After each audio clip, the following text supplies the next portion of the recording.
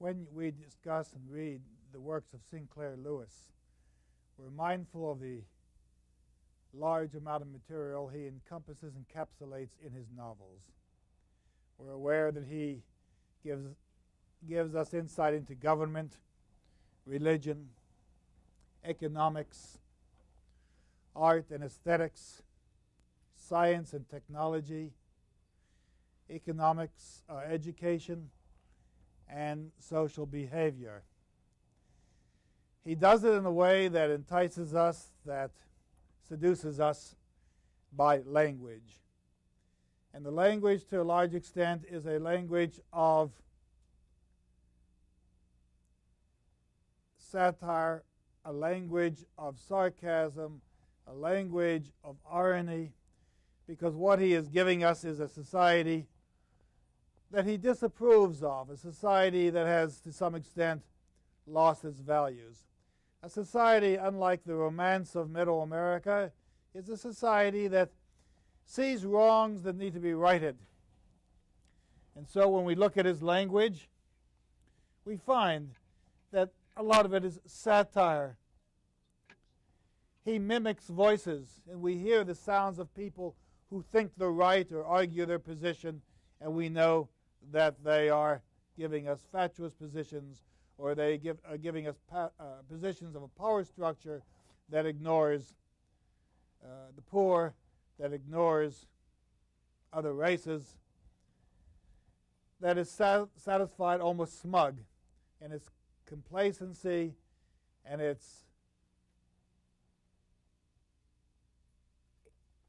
infantile embrace of past values that, in fact, are in need of a challenge. We find, for example, in his language, oxymorons. If we look on the chart here, we have a phrase such as painful amiability. How can you be amiable and painful? Well, people who are painfully amiable are people who act nice toward you, act kindly toward you, act as though they're their friends, but you know there is contention and you know that there is antagonism. Or furious intimacy. He coins these epithets. Furious intimacy is a word that, or a phrase that suggests people are in love and yet they have this fervid passion to fight. They are together in mind, they are together in person, they are together in family, but in fact they are in conflict because they either disagree or one will not do what the other pleases him to do. Now, when you begin to study Sinclair Lewis's work, one word that comes to mind is irony. Now, what is irony? Irony is a particular rhetorical term that, in Quintilian's definition, suggests something that is made evident to the understanding by delivery, by the character of the speaker, or by the nature of the subject.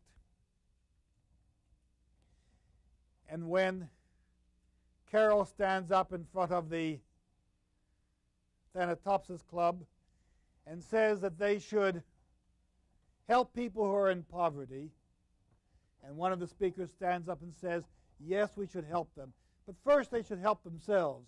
They should get jobs. Then you understand the irony that they really don't want to help these people, and they don't see a way of helping them, and they see the poor as being freeloaders. So the way something is delivered, the way the speech is given, tells us that what the person is saying is not what the author believes. It's really the opposite of what the author believes. And when you hear such a statement, you have to say to yourself and reconstruct the statement. What has been said, what is really meant, and what should I really believe? If someone is talking and he delivers a speech, and you know he's insincere, that's one way to do it. When Mrs. Bogart defends her son Cy against Fern Mullins, and she says he's never taken a drink in his life, Will kind of coughs. And we, of course, know that we don't believe what Mrs. Bogart says about her son. The nature of the subject. Whenever we see people who are complacent, whenever they're driving fancy automobiles, whenever projects are presented to them and we know that they'll listen pleasantly but we'll never support them, then we get some idea that the nature of the subject suggests that these people who are complacent with their lives will not change and certainly will not subscribe to what Carol Kennicott is interested in. Now, when we begin looking at the subject of irony, Wayne Booth tells us one way to look at it. Wayne Booth has written a book called The Rhetoric of Irony, and he tells us that there are various types of irony. There is covert irony and overt irony. Covert irony is when you hear a statement and you're not sure whether you should accept it or whether it's a negative. I think in Main Street, because you know Sinclair Lewis's social position, and because you know that Carol is definitely antagonistic toward has antagonized the community, you know that most of the irony is overt. And it's because we hear Sinclair Lewis's voice always telling us what Carol has done right and what she has done wrong, what she is venturing idealistically and romantically, and what the people will not accept. And so we know that the events that happen are overt. They're really out in the open. Now, the irony, there is a stable and unstable irony. And I consider a stable irony an irony in which we understand that the narrator's voice pretty much explicates the writer's voice. When the writer puts into the mouth of the narrator that Carol has done this, or Carol has done this, or Will has answered this way, we know that Sinclair Lewis is satirizing, or is responding ironically. And so I think that Sinclair Lewis's Main Street is what we would call a stable irony, as opposed to Gulliver's Travels, where we trust Gulliver sometimes and do not trust him others, and that is an unstable irony. So, this is a stable irony because we know what is being criticized and we know the major focus, and we are looking at Carol Kennicott as the main figure whom we wish to protect, whom we wish to defend, and whom we wish to support, and whom we understand is victimized by the provincialities of Gopher Prairie. We also know that the irony is local. It deals with local people. It's identified in the Midwest. It has events, topical events, that shape and are in fact shaped by a given location, a prescribed set of people, and an understood community. As opposed to infinite irony. Infinite irony is the kind of irony that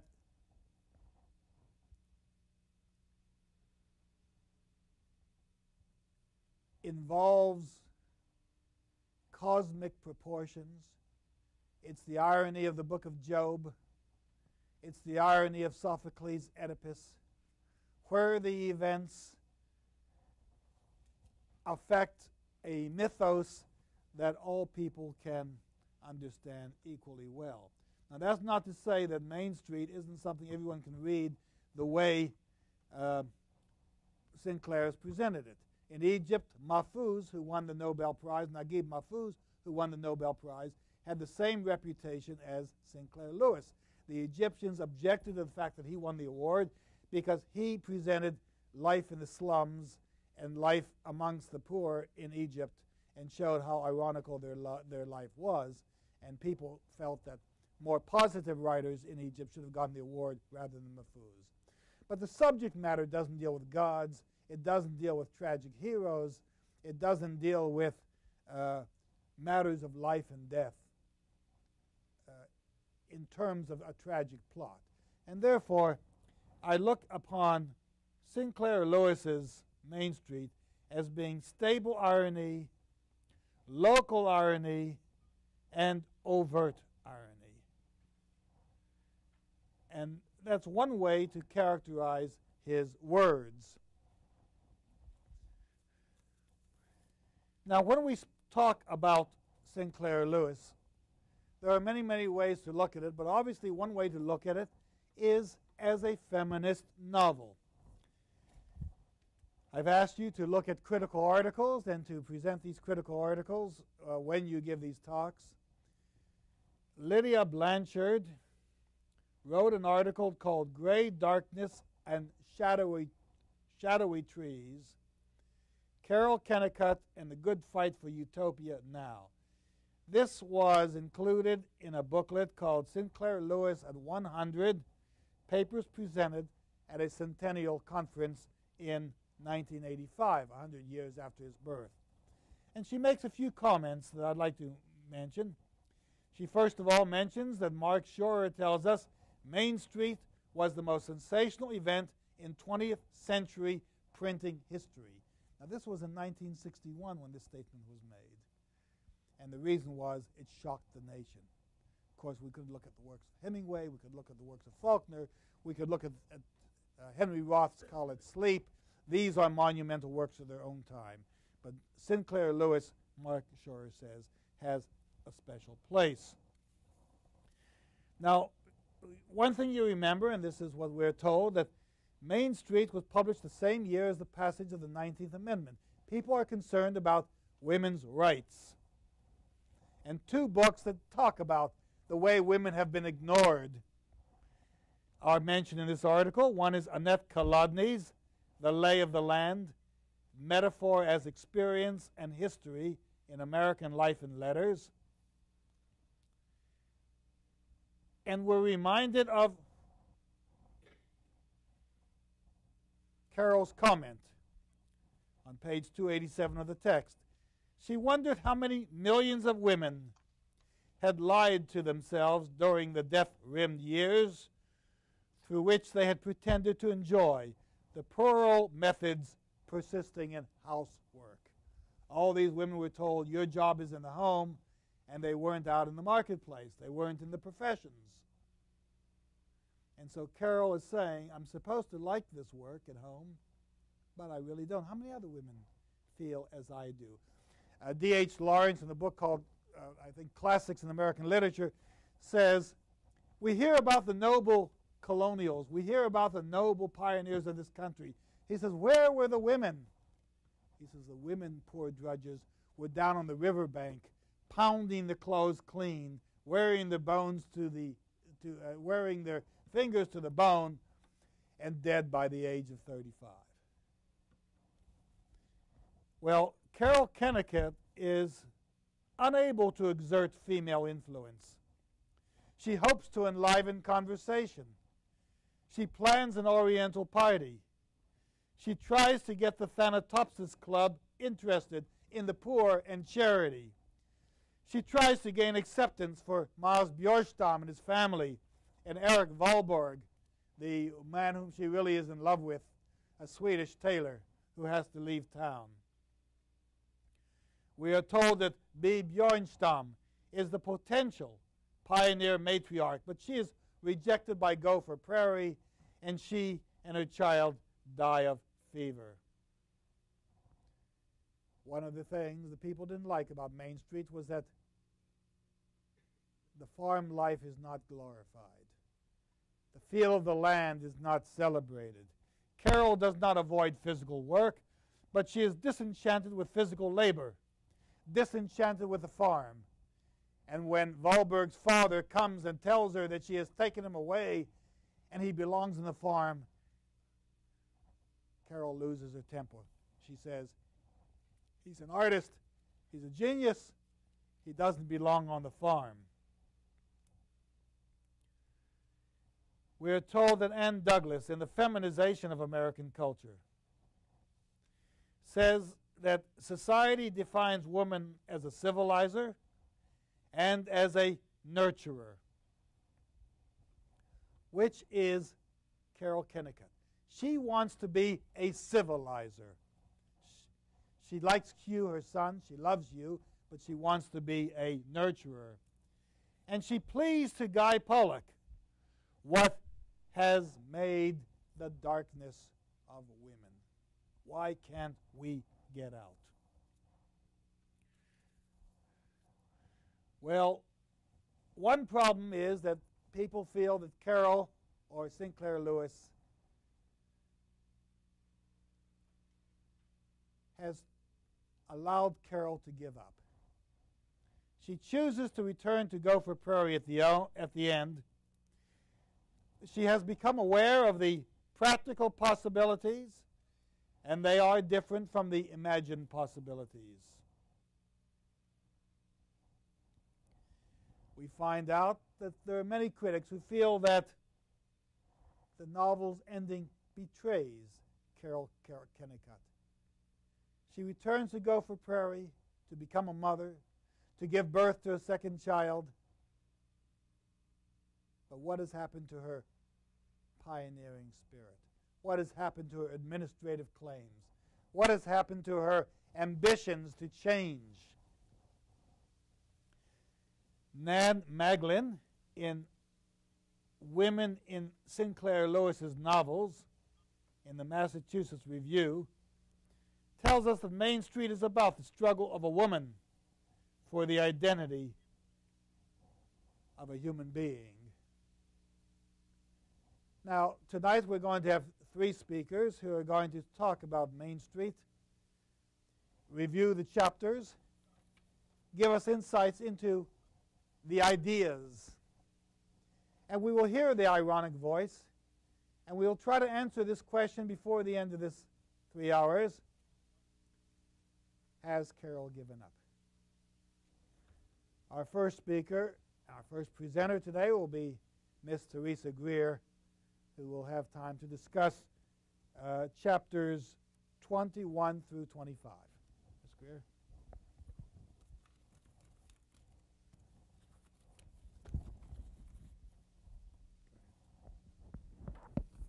This is on. After all that dark talk, I don't think I'll open with a joke. I think I'll just stick to the text. Basically, the social behavior, as far as Sinclair Lewis and Carol, is evident as far as the irony. The selection that I will discuss is 21 through 25. And primarily, it's about Carol's transformation into becoming what she had feared the most and what she had prided herself against.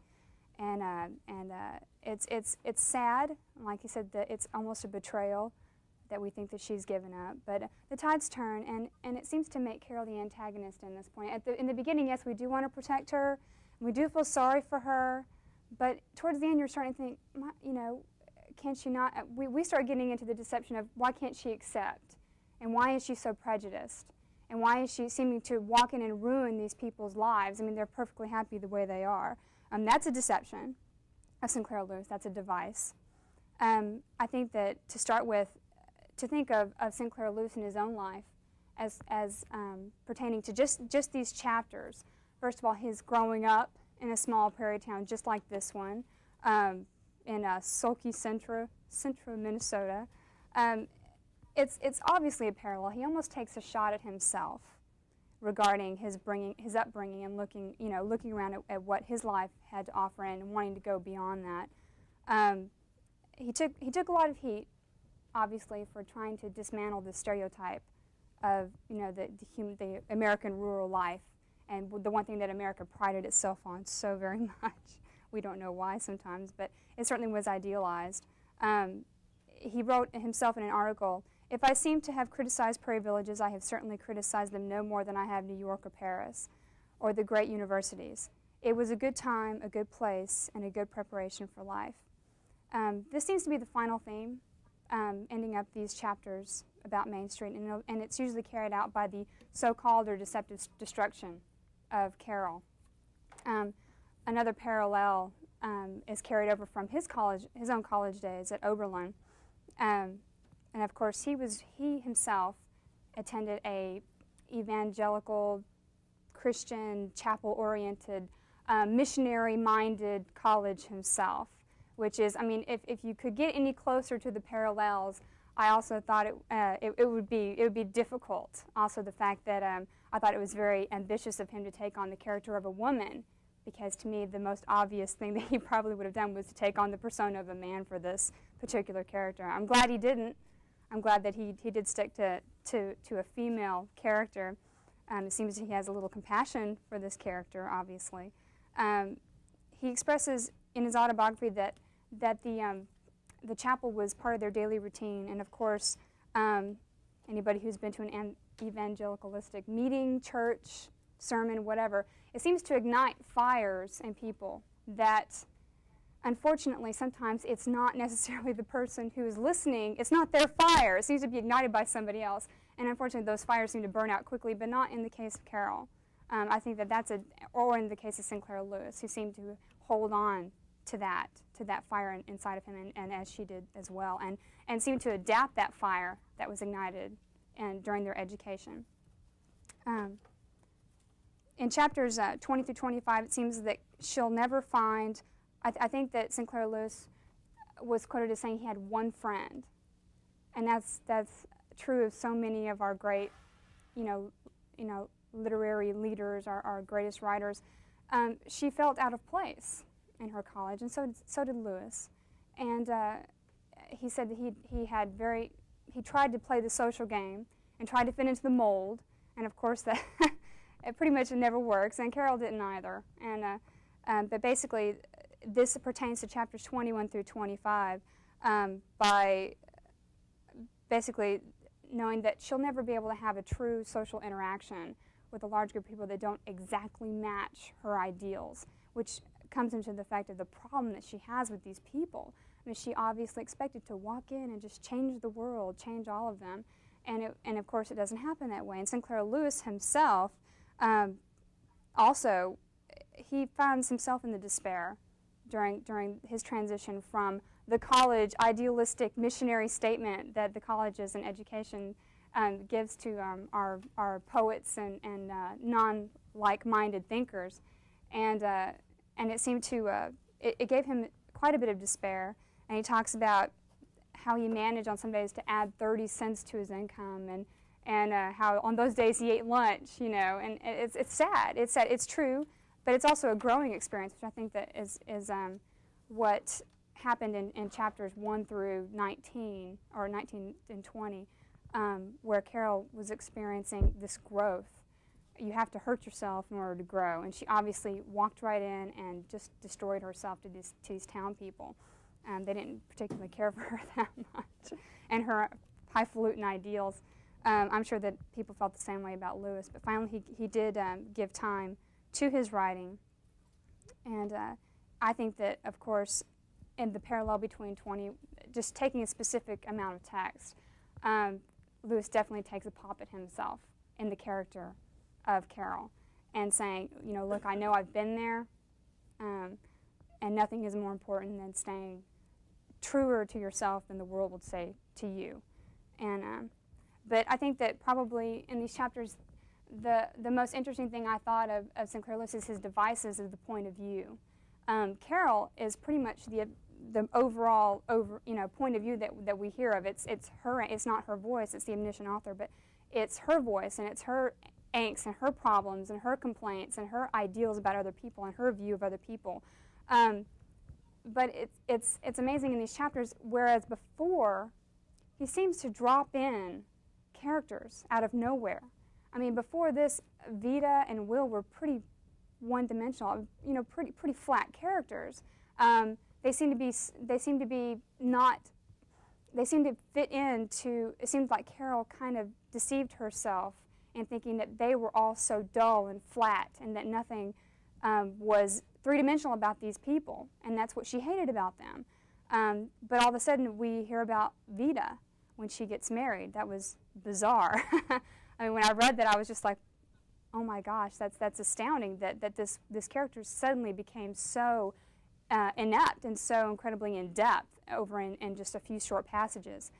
Just talking about her relationship with Will, which was shocking. I mean, where did this come from, and why did Sinclair Lewis, want to drop that in there? The connection, at first seemed kind of cheesy to me, like this is what is this? Is this a soap opera or not? But it was to give her a little bit of depth and a little bit of perception into the character of Vida, that she was important, and that in this town of so-called cookie-cutter people, she wasn't such a flat and undimensional person. I mean, she did have, though she was a little square, I mean, to say the least, she had, in her own way, a love affair with Will. And then, of course, on behalf of Will, I mean, I had never guessed that he would pull something like that. It was very shocking that he would be the kind of person to flaunt flagrantly like that with a woman who was so chaste and so, so trying so hard to be what she should be. And for him to try to draw her away from that and be a tempter was bizarre. I mean, it was totally a side that I did not expect to see of Will.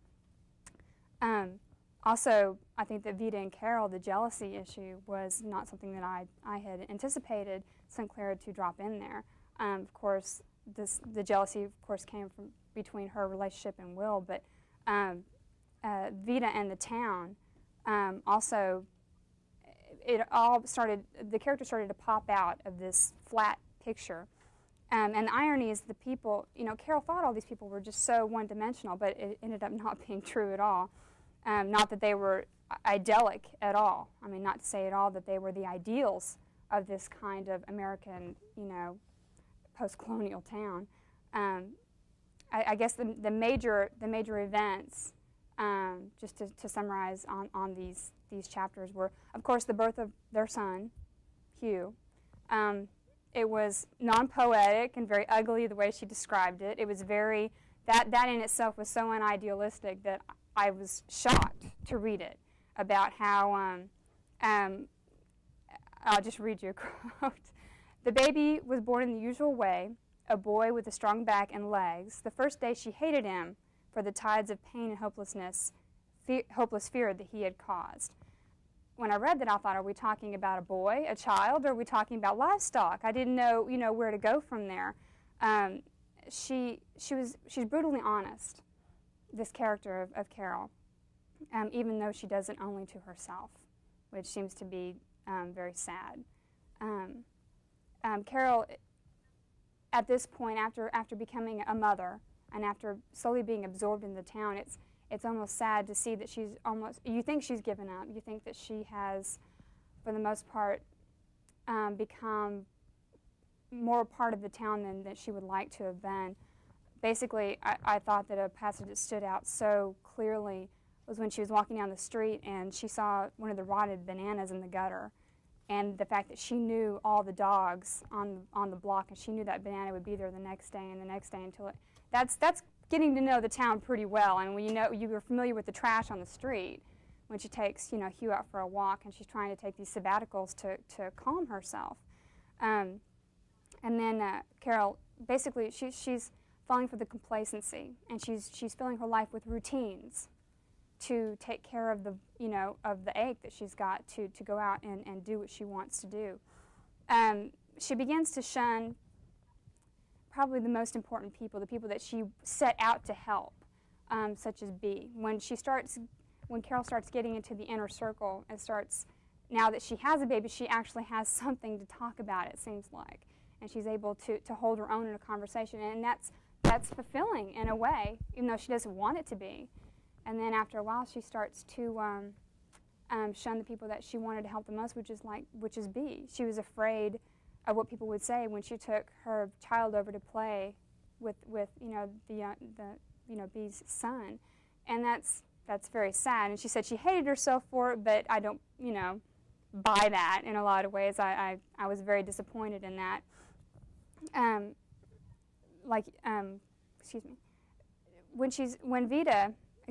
The second probably most transforming thing is when Vida is married, and she becomes more of an essential part of the plot, and she comes, when she comes to the realization of her jealousy of Carol, I think painful amiability is probably the best way to put it. I had no clue up until that point, the jealous factor that existed between Carol and Vida. And it's almost a love-hate relationship. She loves to be around Carol because she's with Will, but she hates Carol because she's with Will. It's kind of sad.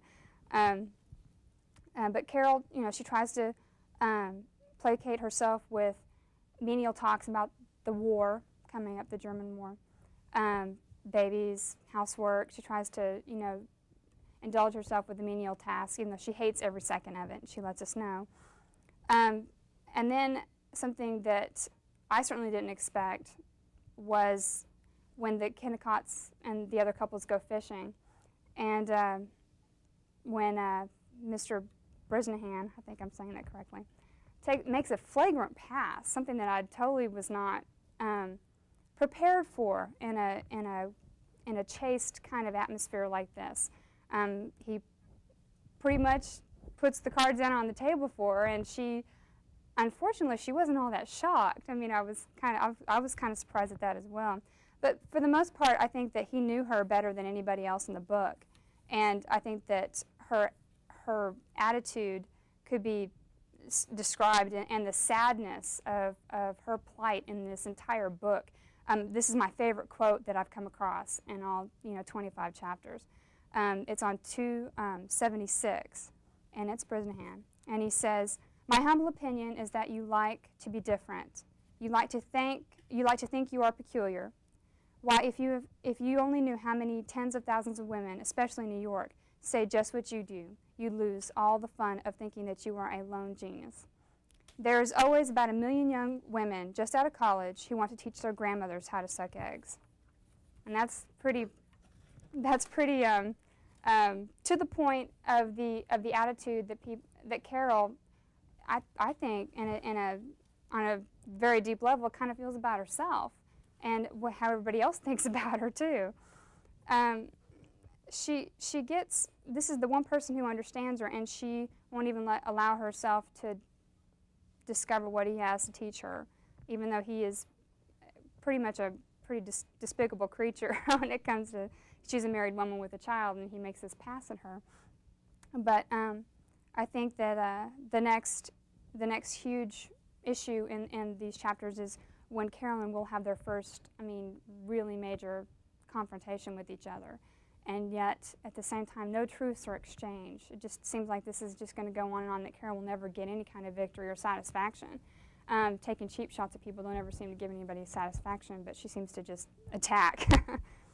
And then when we meet the real Will, it's when he's sitting in his office and he's thinking of the cold Carol, and he's thinking almost hysterically about, well, there's so many other women out there who would have me if they were, if I just gave them half a chance to play with, Dr. Will. He even uses the term Dr. Will. And I thought that was disgusting and perfect in that moment of finally getting to meet Will and knowing what he's about, and that he isn't such a marshmallow man and isn't just a doughboy, just sit up there on, on some kind of pedestal. He really is human. And I think that shoots the idea from the first 20 chapters to pieces about him. And but basically, at the end of the selection, I think that you have 3 lives hanging in the balance. Of course, Carol, defeated, we think, in the end. You've got Will, who is basically on the slippery slope to infidelity. I think that he's given up his ideals that were what he loved so much about the town was its wholesome and its goodness. Well, he's totally blown that out of the water too. Now he doesn't even buy it anymore. How boring it is, and how his wife has shunned him because he's taken care of his practice and everything. It's such a sad commentary on the town that he's forced his wife into, and now he's going to take part in what he tried to get away from, which totally blows our ideal of Will and of the town. And then, of course, there's Maud Dyer. Where did she come from, and why did Sinclair Lewis put her in there? It seems a little too easy, but at the same time, they had relations with Maud you know, before, but not as this kind of person. I think that it either at the end of chapter 25, it seems like you're ready for a change, you're ready for something really drastic to happen, to either for everything to totally fall apart or for everything to just come together. And you know, Sinclair Lewis isn't going to give you the satisfaction of having it that easily. It's not going to happen like that. The town the whole time is looking on, and none the worse for wear. I mean, a war's going on. They seem to be only handling it in conversation, which I find very interesting. I think the major argument that Lewis, and the major side that Lewis is taking, is that even though he discusses the fact that he's not taking a potshot against small town ideals, I think that his intention was to tell the truth about what really happens, and that in anything, a lie, of course, wouldn't be suitable to describe anything. And with every situation, everything is two-faceted. I think that his ideas about small towns, like I said, he was part of one, and he did say it was a good place to live and learn. And I believe him when he says that. But it was not fair. And in these chapters, just to take these isolated, I felt an unfairness of Carol to walk in there and try to change people who obviously happy in their moment, and they didn't want to be changed. And I felt that the heroine ideal to be shifted off of Carol and to be put on, I mean, it's now, basically, the town against Carol, and the town is winning. I mean, the town is you know, doing pretty well in this fight, this totally eternal struggle between doing what you want to do and what everybody else around you wants to do. I also think that it seems like Vida, becoming a dimensional character, has walked in, and when she got married, she became lifelike again, and she wasn't so dead and placid. And she walked in, but she did something that Carol didn't seem to think of doing before she walked in and started blowing everything to pieces. I mean, she embraced the town, and she was part of the town, and she knew what the town was made of, and she appreciated the subtleties and the ironies of the town. And then she went in from the inside and tried to change on a delicate level, and just walked around and said, well, you know, in a more complacent, I mean, in a more, I guess, congenial method, she tried to accomplish her goals. And basically, the warning of Sinclair, as my summation, his warning is, of course, you know, don't be sucked in by the ideals of institutions, don't be sucked in by the ideals of the idyllic American town. It's positively pathetic how he totally blows it apart, and just in these chapters. The infidelity, the prejudice, the, you know, ludicrous irony that goes on throughout those, you know, everything about every character. And basically he just, he would probably like to tell us, if he could, and pretty much did, that in all, it's always better to be true to yourself and not to fall into the ideals of the world or what anybody else, any molds that anybody else tries to fit you into.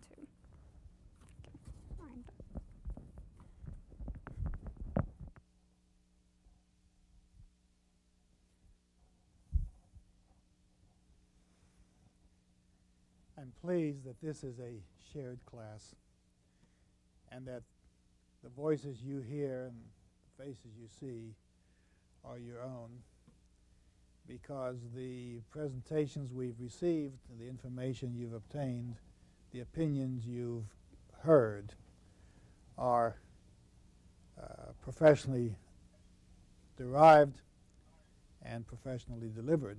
And I think you ought to be proud of yourselves for the kinds of presentations we've been hearing and we've been allowing. Thank you, Ms. Greer, for that presentation. Now we're going to move on to discuss additional chapters. Chapters 26 to 30 now will be our focus for the next half hour. And Ms. Kat Ely will deliver this presentation. Think about the questions. We'll continue until the break, and then after the break we're going to theorize and talk about the structure of the novel as we move into the final chapters.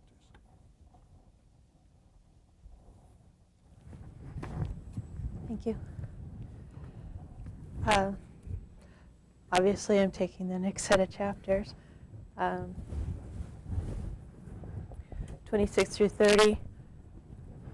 I had done this on PowerPoint. It looked real fancy, but I couldn't get it for you guys, so no moving stuff. I ran across this quote, and then I forgot to write down where I got it.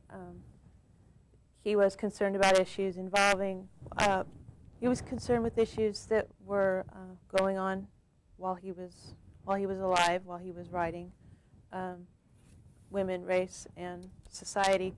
And these are issues, not necessarily race so much, but women in society issues are identified in Main Street. That's already been explored, though. Sorry, you can't read that. These are the leaders that were, these are the presidents that were in while he was alive. Lots of changes. When we do English authors, you get one or two kings or queens, and that's it. So with the war and everything going on, you get a lot of, you get a lot of movement in politics. He wrote in The Man from Main Street, Main Street was my first, this is a quote, Main Street was my first novel to rouse the embattled peasantry, and as I have already hinted, it has really been a success of a scandal. One of the most treasured American myths has been that all American villages were particularly noble and happy, and here an American had attacked that myth. Scandalous. Some hundreds of thousands read the book with the same masochistic pleasure that one has in sucking an aching tooth. His approach was then to the myth of the American town and how it has a life of its own, and every American town is that same mold, as Ms. Greer was saying. He shows you that the people are snappy with each other, they're catty, they're mean, they cheat on each other. They're just like people in the big city. It's not what people wanted to think it was. Sinclair Lewis wrote a ton of books. I listed them all here. I read somewhere that it took him 17 years to write Main Street. I guess he really wanted to get it right. And then when he died, they published Worlds So Wide. I have looked at his selected short stories, and I recommend them. That's neither here nor there. The world events that were going on, I just hit on a few things. Some of them aren't important to him, but the diesel engine being patented, not everybody had automobiles. A lot of people walked, especially in small towns. That was soon to change. The Nobel Prize came into being. We have a series of wars. I had to include the Titanic.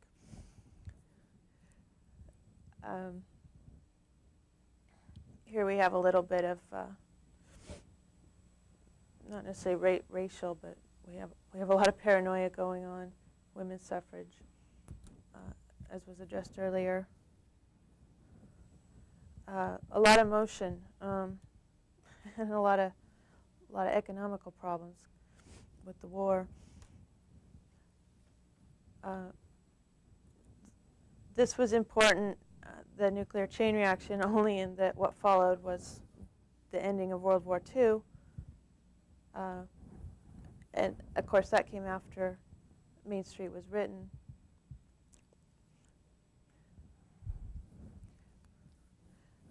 This is Sinclair Lewis's just brief biography. He was awarded the Pulitzer Prize for Aerosmith, which was a medical book, a medical fiction, and he refused it. What I could find on it was that he was a little miffed that he didn't get it from Main Street or Babbitt. So when he was awarded, or when he was offered it for Aerosmith, he said, "I don't want it." And they said, no, that had never happened before, but I guess he made his point. Now I'll talk about the book. This is a picture I came across. This is his self-portrait. The characters that played the biggest part in these chapters were Dr. Kennicott and Carol Kennicott, the Bjornstams, and Eric, the farm boy.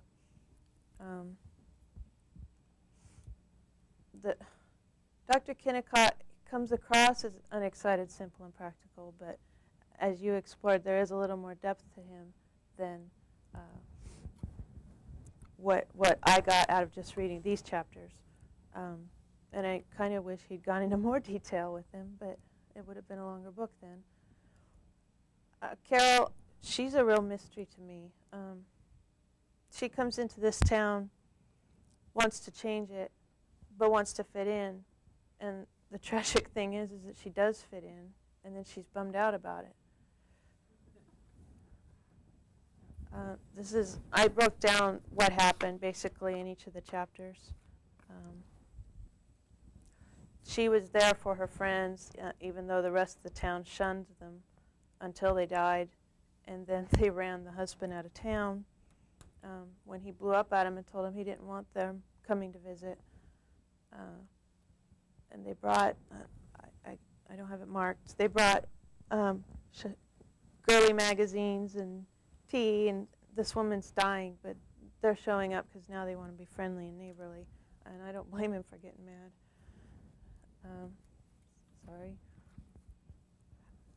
The plot, the story, I guess, is episodic rather than a full, long narrative. You could pick up this book and read anywhere in it and kind of like fitting into a soap opera. You could skip back and forth and still pick up on what was going on, unlike a lot of novels. And it shows glimpses into the lives of Gopher Prairie's residents. You don't get to know all of them, but you get a good idea of what kind of people are there. Main Street is Lewis's commentary on small-town life. The theme is the portrayal of the mediocrity of the American small town. The people are shown as narrow-minded and having a lack of real ambition.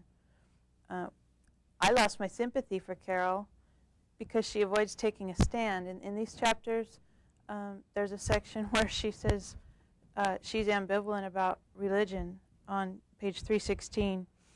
Carol herself was an uneasy and dodging agnostic. And then it talks about the activities that she engages in while she's sitting in church, sleeping and staring at people and whatnot. The passion that she, like I said, the passion that she had when she went into Gopher Prairie to make all these changes at the beginning of the book starts to look to me like it's affected, that she just thought that's how she was supposed to come across. That's how a college-educated woman is supposed to behave. And she's not allowed to behave that way, and starts fitting into those molds. But back to the chapters. Miles leaves. I think he goes to Alberta. Dr. Kennicott says that maybe they should have forced him to be more patriotic and bought war bonds. That's really he seemed so open-minded at the beginning of the book, and now you're seeing that he's kind of like all the rest, but he doesn't actually come out and say, this is what we have to do. He always mentions things after the fact. It makes him kind of wimpy, in my opinion. And then Carol runs into Mrs. Flickerbaugh, who's been there 37 years and still doesn't have a spot in the society in this little town. And I think that scares Carol.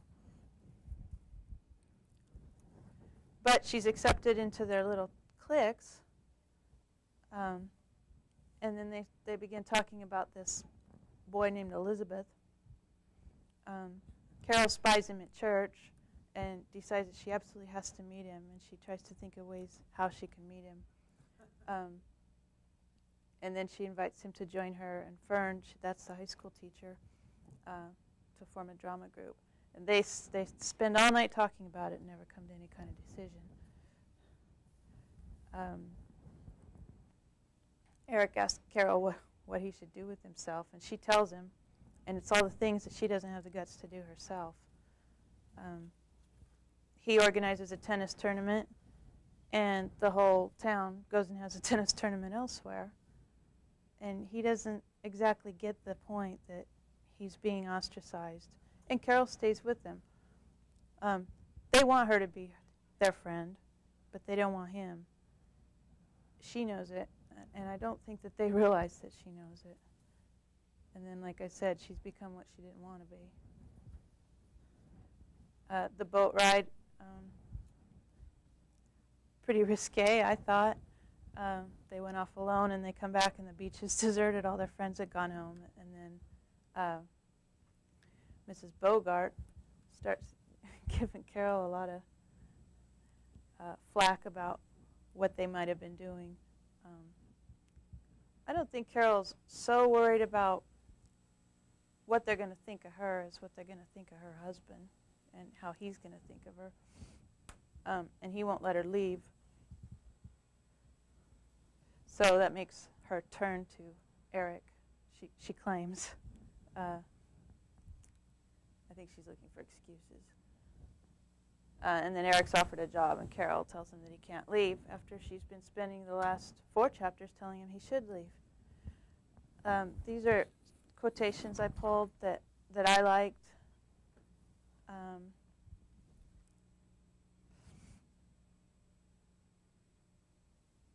I won't read them to you because you guys know how to read.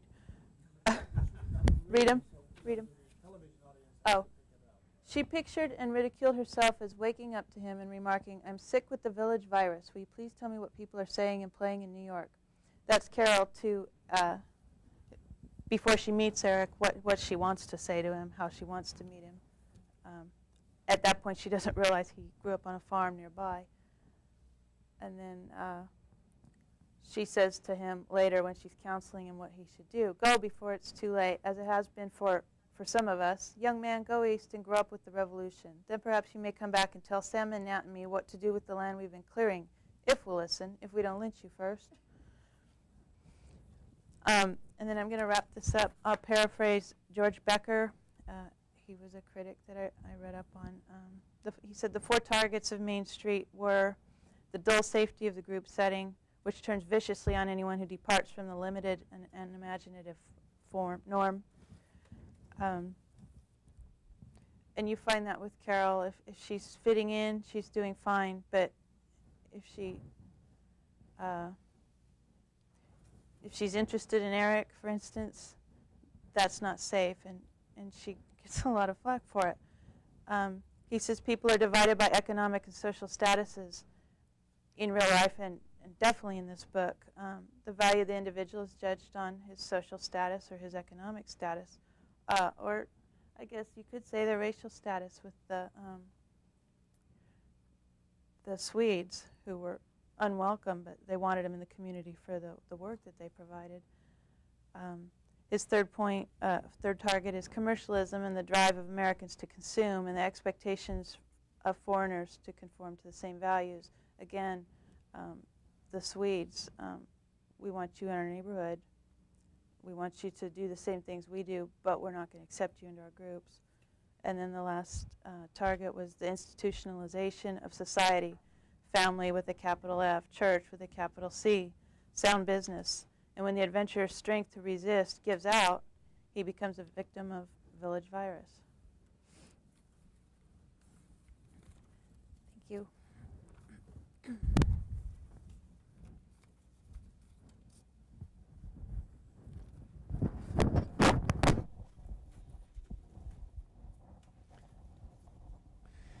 We saw, Miss Ely, in a number of your slides, a great deal of material that you had spent time preparing and looking at to give you background for this presentation, and then we went through them rapidly.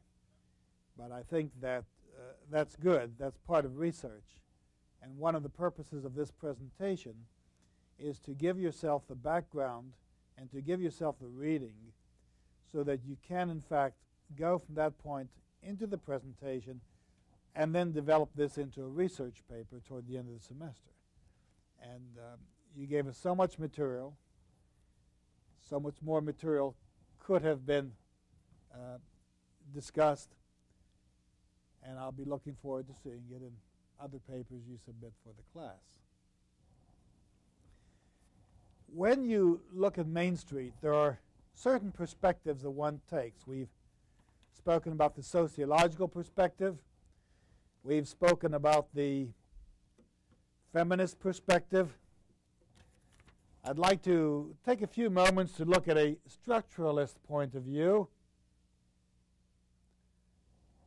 When you study the works of the mythographers, people like the Frenchman Claude Lévi-Strauss, who studies cultures, we find that there are 4 areas of endeavor that trap readers, that force you to read the novel as you pursue it because of the materials that you discover in it. I would say that this novel, Main Street, is not only a novel, but it's an encyclopedia. And there are 4 areas of endeavor that we can look at. One is family. Anytime you read a book and it deals with family, you know that you're going to attract a reader. Now, whether this family is a nuclear family, which embraces relatives around it, or an atomic family, just a husband and wife and son, it begins to interact one with the other. And when Will realizes that he's very, very close to divorce, not because he wants it, but because he hasn't been able to accommodate Carol, we realize tensions in the family, and indeed tensions that Sinclair Lewis himself experienced. But family has a broader context. Family grows into the people around you. It grows into organizations you belong to. It grows into city government. It grows into the apparatus of your province or your state. It reaches a federal proportion when you get involved in government affairs, when you pay your taxes or when you don't pay your taxes. And of course, the family of nations becomes one way of understanding how we must either help others or protect ourselves from others in the world at large. Anytime you have a family apparatus and family tensions, the author becomes absorbing. And of course, we could look at episodes in Main Street. A second area of structure that we look at, according to the anthropologists and the sociologists, is architecture. Now, architecture is actually a very broad-based term. In this context, it means anything that people create. Anything that people create. Those of you who have children and must have purchased a book called The Red Balloon, where a little French boy runs through the streets with his red balloon and follows it as it flies aloft. Well, that red balloon is something man has made, but the absorbing context is the boys loving this balloon and chasing this balloon. Other examples, of course, buildings are built, highways are built. As a matter of fact, I've told you that when you go to do your research, you should do computer data searches in the MLA bibliography, the modern language bibliography. And I noticed when I did a search in the bibliography from works published from 1981 to 1997 that an article has appeared in a magazine called Pioneer American Society Transactions. It's an 8-page article by Kathy Ambler entitled Mastering Mud on Main Street, Paving Technology in the late 19th century. And it deals with the kind of materials and the kinds of structures used to improve the state streets in small towns. And this appeared in the Main Street bibliography, and it uses Main Street as a source of information.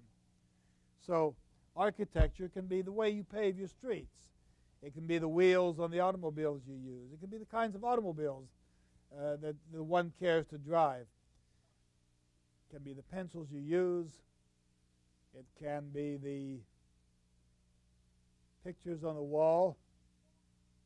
Remember when Carol goes into the rooming house to which Fern Mullins flees after she's accused of the love affair with Cy Bogart. Fern looks at the seedy-looking walls. She looks at the mold in the apartment. And she's distressed that Fern Mullins has found herself in this degraded building owned by a close friend and entrepreneur who is part of Will's coterie. Architecture becomes an absorbing item to look at. There was a terrible novel written a few years ago called The Red Line. The Red Line was a noose used to choke people with. Well, that would be architecture, you see? The kind of rope that people make if you want to get grotesque. Space is another area. Architecture circumscribes you. Space extends your vision. And in Main Street, you realize that when Fern first meets Eric Volberg, they go out for a walk into space. They try to get away from the town. When she wants to go on a trip with her husband, she wants to get away from Gopher Prairie. She wants to go as far west as she can. She needs space. But space also is vision. Space is imagination. Space is where you're going when you stay in one place. And Carol is always imagining what the new town hall might look like. She's envisioning what the buildings might look like were they improved. She talks about what's happening in Washington, D.C. She hears about members of Gopher Prairie who are in Europe. And so by spatiality, you're moving out of your environs, you're moving apart from your city, you're envisioning what you wish to bring back into a smaller entity. And so space becomes very important. And we can talk about the kinds of spaces that Carol creates for herself and perhaps the spaces that others create for themselves. And the last item I'd like to mention in terms of a structural approach to what happens in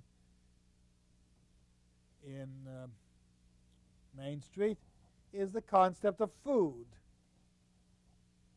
Now, what does that mean exactly? Anytime a book deals with food, it attracts your attention. In fact, there's a book out called The Literary Gourmet.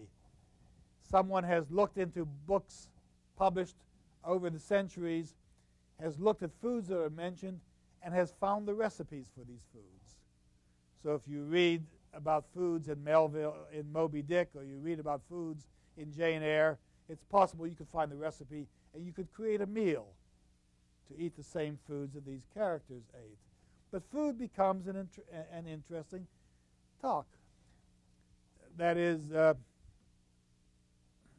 Burns talks about haggis, Singer talks about bagels, the Germans talk about knockwurst. Foods have a national identity as well, and so this becomes somewhat important. But there's an interesting concept about food.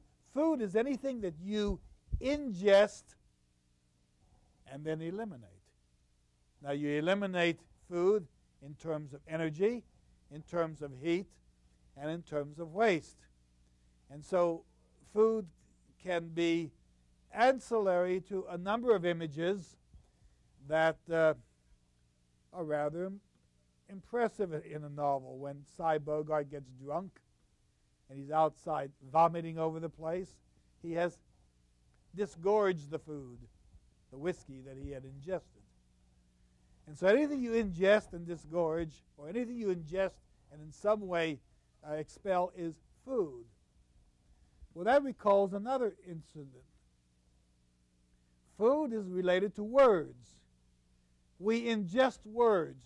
You hear what I'm saying, I hear what you're saying, and then we disgorge these words in speech. Or you take words in your mind and you start writing them out on paper. So a writer engages words, ingests words, and disgorges words. But words and food have a common parallel. We talk about, this book is in good taste. I had to get back to the book. I devoured it. I devoured the pages. It left a good taste in my mouth.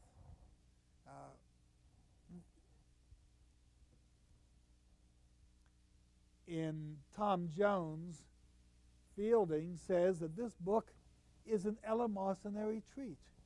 It's like a meal. You can walk into an inn and choose what you want. He says, choose the chapters you want to read. Ignore certain chapters you don't want to read, just as you walk in an inn. So to the extent that food uses terminology that we can apply to writing and to speech, we have an interesting analogy. Now there's another analogy. Sexuality is also equated with food. People engage in the act of sex, ingest fluids, give out fluids. Take warmth, extend warmth. And we talk about books and writing very often, again, in an erotic sense. The book reaches a climax. The book is exciting. I couldn't put it down. It absorbed my attention. I can't go to bed until I'm finished reading the book. You see? The book has an element of foreplay, and you have sometimes the book will let you down, in which case you have a sexual influx. So that the term food structurally has food imagery, language imagery, and sexual imagery, and we use it all the time. And I think you can find these elements in the work. Now, as I've been talking, you might say to yourself, yeah, I realize these elements in the book. I think I know what you're talking about. For example, in terms of family, could anyone recall off the top of your head what kinds of elements of family we might find in Main Street? If you have an answer, if you've thought about it, just press your button and say what you have found.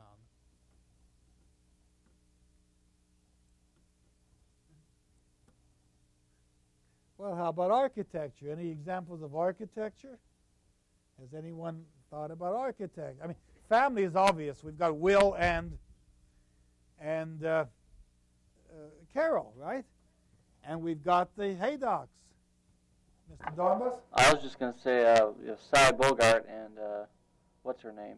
His aunt or grandmother or whatever she was. Aunt Bessie? Yeah, that person, Aunt Bessie. Yeah, she wouldn't see him the way he was, while the rest of the town knew him exactly for what he was. But there was that relationship there, which you often see in the real world. Right. Family can sometimes ignore the reality of a person outside, and then you have conflicts where the family is defending you. Yes, Mr. Coyle.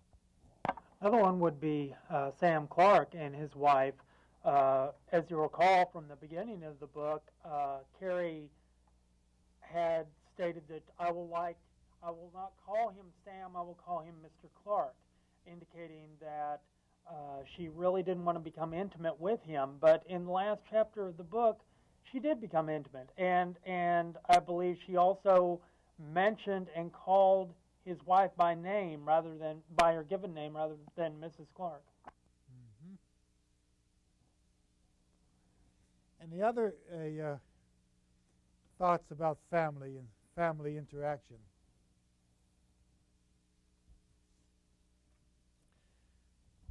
Well, there are many examples, and we'll be talking about them in a few moments. But let's go on to architecture. If architecture is anything that's man-made, what artifacts, what examples of the culture has Sinclair Lewis brought into Main Street? Does anyone look? Yes, yes. Announce your name so everyone knows who's speaking. Elizabeth Wright. You really have a lot of evidence of architecture. I mean, you have a lot of the descriptions of the buildings and people's homes and specific rooms in those homes. And any of that would be his inclusion of the architecture of the times. Right. Do we have any examples of items we've seen in the homes, items we've might... I have an example. Oh, yeah. Ms. Pavlok, right? On page 135. We're introduced to Mrs. Cass's parlor. Oh, Mrs. Cass's parlor. That's a... read the whole thing. There's so many items there. It's almost as though it's an inventory for an auction, right? She said it said that her parlor belonged to the crammed Victorian school, as Mrs. Luke Dawson's belonged to the bare Victorian. It was furnished on two principles. First, everything must resemble something else.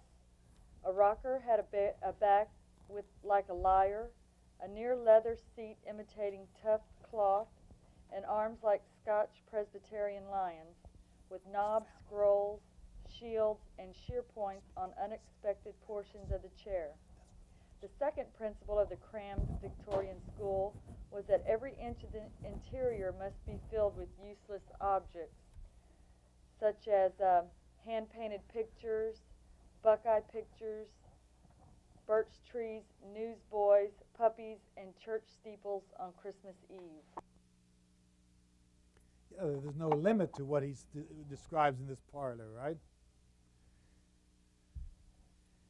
Before you go on, how about our friends in Fort Bend or in the Woodlands? Miss Garcia? Who's over in the Woodlands? Who's in West Houston?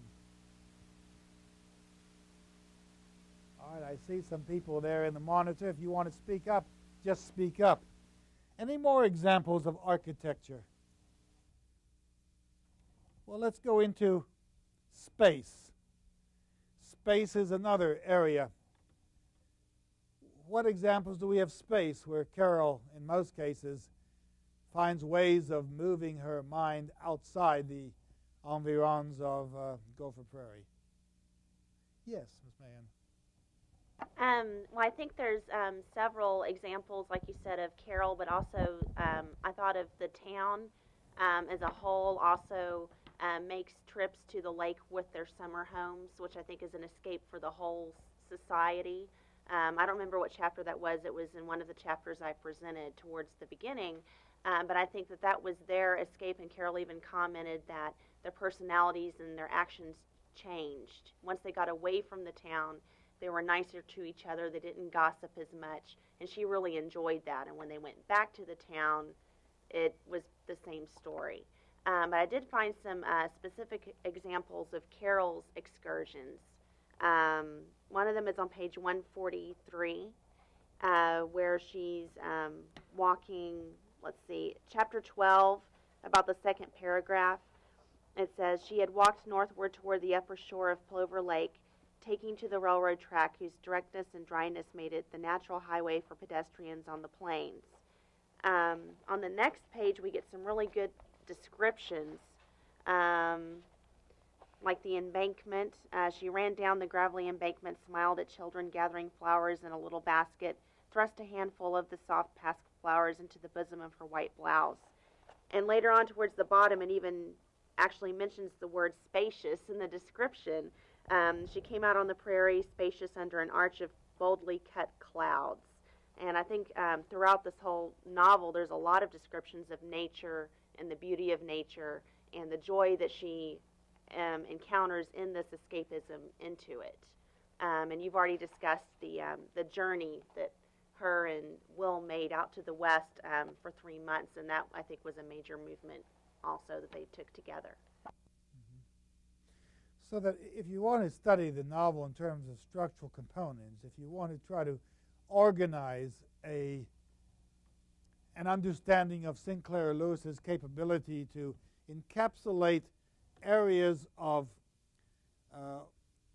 organized activity, you can begin to define these terms, and you can begin to identify what happens. Now, you've all mentioned family as you've been talking about these various structural elements of study in Main Street. And we're going to spend more time with this after the break. And then we're going to move toward the conclusion of the novel with a discussion of chapters 35 to 39 and 31 to 35. You wonder how you can spend so much time on Sinclair Lewis's Main Street, and then you realize that we're barely touching the surface. And we haven't looked at his other works. But the nature of this course is to identify a key work or key works by a single author, to spend a few hours on it, and to give you then time to continue your research afterwards. As I went through these bibliographic items, I found an interesting book in a Journal of Scholarly Publishing called The Rise of Sinclair Lewis. There's another one that was published in Germany called The Ideal Type of the Small Town, Main Street in a Social Science Context. You begin to get some interesting titles. Another, and I don't believe this article, is The Romance of Sinclair Lewis.